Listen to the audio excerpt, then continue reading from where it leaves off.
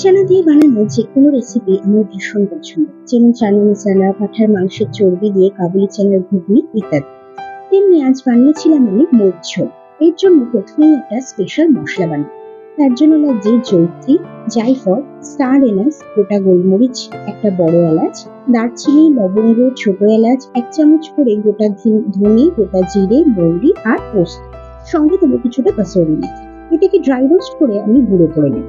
এবার চিকেনটাকে ম্যারিনেট করবো। তার জন্য প্রথমে দেবো স্বাদ নুন, আর দেবো হলুদ গুঁড়ো, কাশ্মীরি লঙ্কার গুঁড়ো, যে মশলাটা বানালাম সেটা দেবো। সঙ্গে দেবো সাদা তেল আর লেবুর রস। এগুলো দিয়ে ম্যারিনেট করে 1 ঘন্টা মতো ফ্রিজে রেখে দেবো।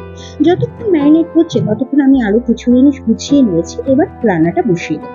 কড়াইতে সাদা তেল গরম করে তাতে দিয়ে দেবো ফোড়ন হিসেবে জিরে, শুকনো লঙ্কা, তেজপাতা, গোটা গরম মশলা। ফোড়ন থেকে সুন্দর গন্ধ ছাড়লে দিয়ে দেবো পেঁয়াজ। পেঁয়াজটা একটু নরম হয়ে আসলে দিয়ে দেবো আদা আর রসুনের পেস্ট। এটাকে ততক্ষণ ভাজবো যতক্ষণ না কাঁচা গন্ধ যাচ্ছে।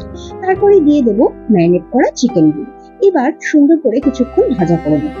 কিছুটা পরিমাণ কালার চেঞ্জ হলে দিয়ে দেবো টমেটো পেস্ট। এবার দিয়ে দেবো একটু লঙ্কার পেস্ট। এইবার সবকিছুকে একটু কম আছে খুব ভালো করে কষাবো যতক্ষণ না এটা থেকে সম্পূর্ণভাবে তেল ছাড়ছে, আর মাঝে মাঝে একটু নাড়া দিয়ে নেবো যাতে নিচে লেগে না যায়। আমি কাবুলি চানাটাকে আগের দিন রাতে ভিজিয়ে রেখেছিলাম, সকালে উঠে সেদ্ধ করে নিয়েছি সামান্য নুন দিয়ে।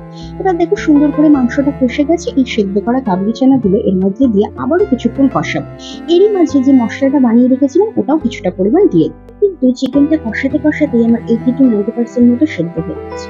ভালো করে তেল ছেড়ে দিলে দিয়ে দেবো জল। জলটা আমি ব্যবহার করছি যে কাবুলি চানাটা সেদ্ধ করার সময় জলটা দিয়েছিলাম ওই জলটা, এর থেকে বেশি জল আমি দেবো। জলটা খুব ভালো করে ফুটে খুব ঘন হয়ে আসলে দিয়ে দেবো স্বাদ মতো চিনি আর দেবো কসুরি মেথি। ব্যাস তাহলে রেডি হয়ে যাবে আমাদের মুগ ঝোল। গরম গরম রুটি পরোটার সাথে সার্ভ করো। রাতের ডিনারটা একদম জমে যাবে। ভিডিওটা ভালো লাগলে লাইক, কমেন্ট, শেয়ার করতে কিন্তু ভুলো না।